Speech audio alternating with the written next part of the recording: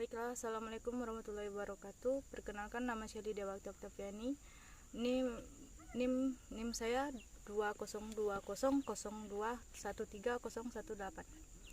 Saya dari Prodi HTN Hukum Tata Negara. Saya berasal dari Institut Agama Islam Muhammad Azim Jambi, semester 4. Baiklah, tujuan saya membuat video ini adalah sebagai pemenuhan ujian tengah semester di mata kuliah hukum ilmu perundang-undangan dengan dosen pengampu yaitu Bapak Z Haryanto SHMH. Terima kasih Bapak yang telah memberi kami sebuah tugas, yaitu membuat video dan membahas berupa materi yang di sini terdapat beberapa materi yang akan dibahas dalam video ini. Baiklah, untuk materi yang pertama yaitu mengenai norma. Norma berkaitan dengan aturan yang berlaku pada masyarakat tertentu. Aturan ini berkaitan dengan tingkah laku manusia, jika melanggar dapat terkena sanksi. Norma adalah aturan atau kaidah untuk perilaku manusia yang berisi perintah, larangan, dan sanksi. Perintah ini merupakan sesuatu yang harus dilakukan, sementara larangan yaitu sesuatu yang tidak boleh dilakukan. Jika melanggar perintah dan larangan, maka seseorang bisa terkena sanksi. Nama lain sanksi adalah hukuman yang diberikan ke seseorang karena telah melanggar norma. Pengertian norma sendiri mengutip dari buku Kewarganegaraan yang ditulis Emi Yunita Rahma Pratiwi. Norma adalah pedoman perilaku untuk melangsungkan kehidupan bersama dalam suatu kelompok. Dan norma bisa juga disebut sebagai petunjuk yang dibenarkan oleh kelompok untuk menjalani interaksi sosial. Perbedaan antara nilai sosial dan norma sosial terdapat pada sanksinya. Seseorang yang melanggar norma akan dikenakan hukuman. Norma adalah aturan yang tumbuh dan berkembang dalam masyarakat, berfungsi sebagai pengendali dalam hidup. Aturan ini berisi petunjuk yang sifatnya mengikat dan wajib ditaati. Ada 3 poin penting tentang norma, yaitu kaidah, tingkah laku manusia, perintah berisi larangan, dan sanksi. Kemudian ada jenis-jenis norma. Berdasarkan jenisnya, norma dibagi menjadi 4, yaitu norma agama, norma kesusilaan, norma kesopanan, dan norma kebiasaan, dan norma hukum. Yang pertama, norma agama. Jenis norma agama berdasarkan akidah atau aturan yang ada di dalam agama. Norma ini sifatnya mutlak dan penganutnya harus menaati aturan dalam agama tersebut. Jika tidak, seseorang akan kehilangan iman dan keyakinan. Ajaran agama memberikan keselamatan di dunia dan di akhirat. Jika dilanggar, nantinya akan mendapatkan hukuman di akhirat. Contoh norma agama yaitu beribadah, sesuatu dengan keyakinan, berdoa, melakukan hal positif, mematuhi orang tua, dilarang membunuh, mencuri, dan menipu. Yang kedua yaitu norma kesusilaan. Norma ini berdasarkan hati nurani atau akhlak manusia dan sifat umum. Artinya, umum yaitu setiap orang memilikinya meski bentuknya bisa berbeda. Norma kesusilaan berkaitan dengan nilai kemanusiaan. Jika melanggar akan terjerat hukuman pidana dan sanksi di masyarakat. Contoh kasus yang melanggar norma kesusilaan yaitu pengkhianatan, pelecehan seksual, penyimpangan perilaku yang membuat masyarakat menolak seseorang. Kemudian, norma kesopanan. Asal norma kesopanan dari tingkah laku masyarakat yang berlaku di daerah tertentu. Norma ini bersifat relatif, artinya penerapannya bisa berbeda satu sama lain. Contoh norma kesopanan yaitu siswa tidak memakai perhiasan dan riasan terlalu mencolok ketika sekolah, kemudian mengucapkan terima kasih setelah mendapatkan bantuan, kemudian meminta maaf jika berbuat salah kepada orang lain. Yang ketiga yaitu norma kebiasaan. Norma kebiasaan merupakan perbuatan yang dilakukan dalam bentuk berulang-ulang sehingga menjadi kebiasaan. Dalam lingkungan tertentu, seseorang bisa dianggap aneh jika tidak melakukan norma kebiasaan. Norma ini terjadi secara berulang sampai menjadi ciri khas tertentu. Contoh dari norma tersebut ialah seperti kegiatan mudik menjelang hari raya, kumpul bersama keluarga ketika hari Natal, kebiasaan mengadakan acara selamatan atau doa untuk anak yang baru melahirkan, acara mendoakan arwah untuk orang yang sudah meninggal dunia pada masyarakat Manggarai atau Flores. Yang terakhir ada norma hukum. Norma hukum berfungsi mengatur tata tertib di suatu negara. Masyarakat akan mendapat sanksi jika melanggar aturan yang sudah ditetapkan dalam negara. Sanksi ini dilakukan oleh lembaga pemerintah resmi.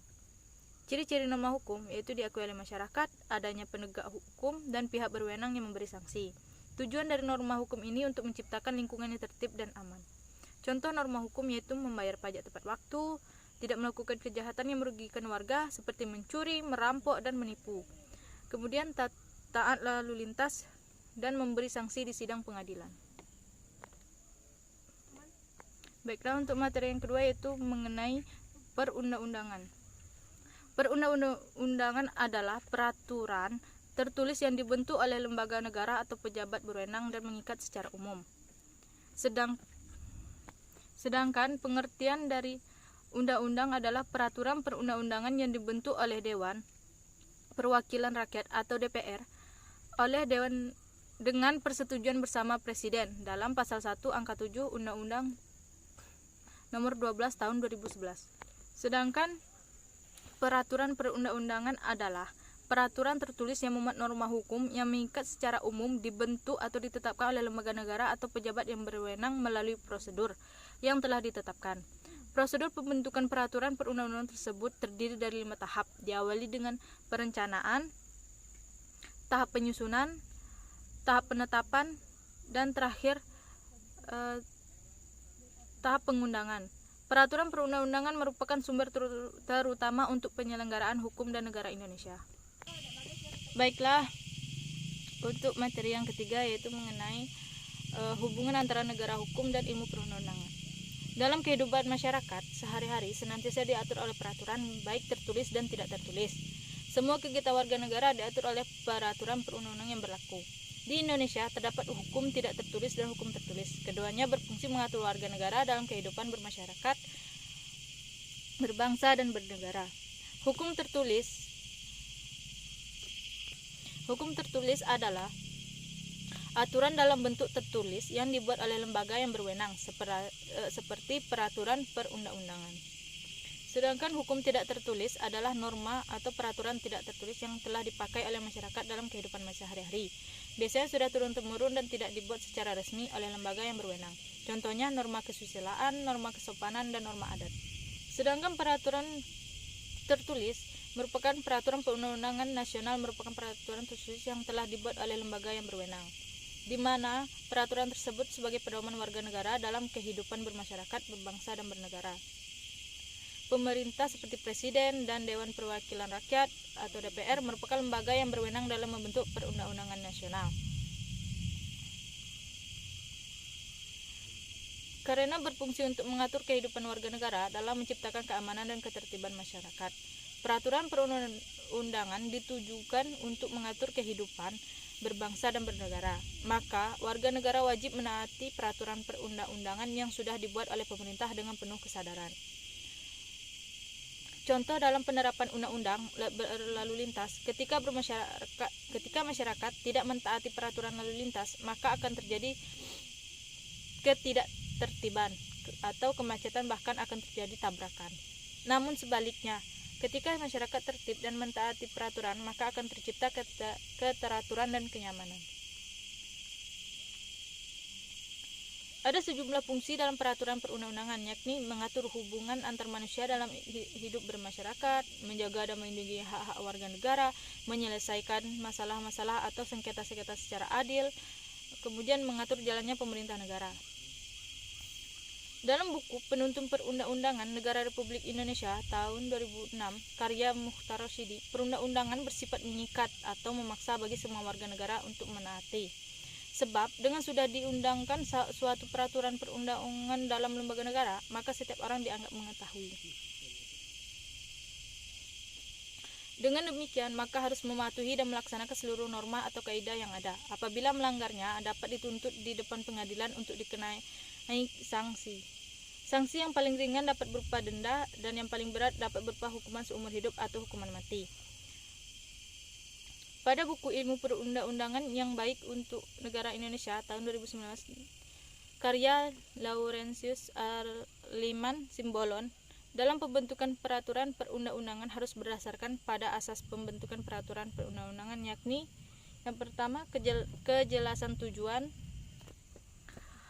yang kedua kelembagaan atau organ pembentuk yang tepat, ketiga kesesuaian antara jenis dan materi muatan dapat dilaksanakan, keempat daya gunaan dan kehasil gunaan, kelima kejelasan rumusan, keenam keterbukaan.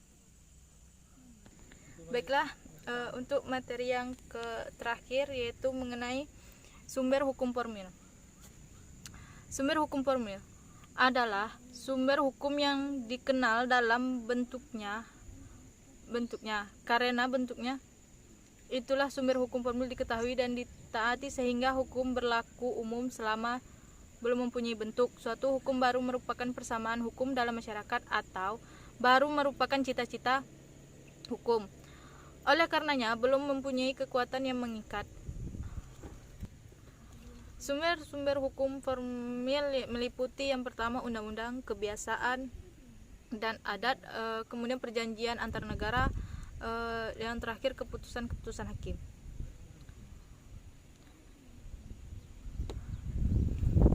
Undang-undang ialah suatu peraturan negara yang mempunyai kekuatan hukum yang mengikat dan memaksa diadakan dan dipelihara oleh pengguna negara. Undang-undang di sini mempunyai dua arti, yakni undang-undang yang pertama dalam arti formal ialah setiap keputusan pemerintah yang memerlukan undang-undang karena cara pembuatannya. Contohnya dibuat oleh pemerintah bersama-sama dengan parlemennya. Kemudian undang-undang dalam arti material ialah setiap keputusan pemerintah yang menurut isinya mengikat langsung setiap penduduk. Yang kedua ada kebiasaan. Kebiasaan adalah perbuatan manusia yang tetap dilakukan berulang-ulang dalam hal sama apabila kebiasaan itu diterima dalam masyarakat dan kebiasaan ini berulang sedemikian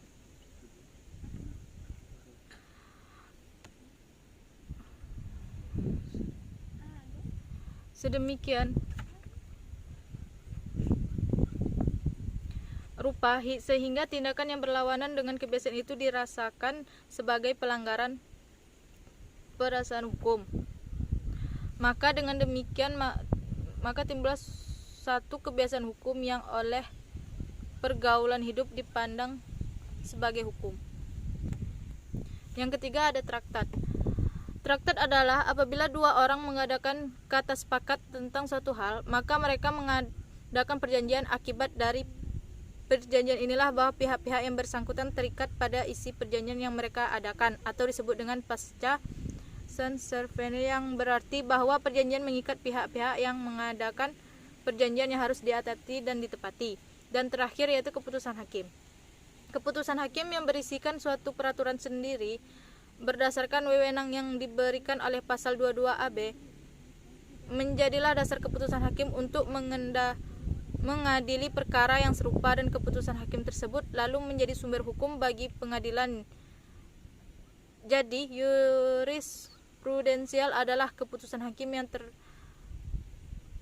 terdahulu yang sering diikuti dan dijadikan dasar keputusan oleh hakim mengenai masalah yang sama.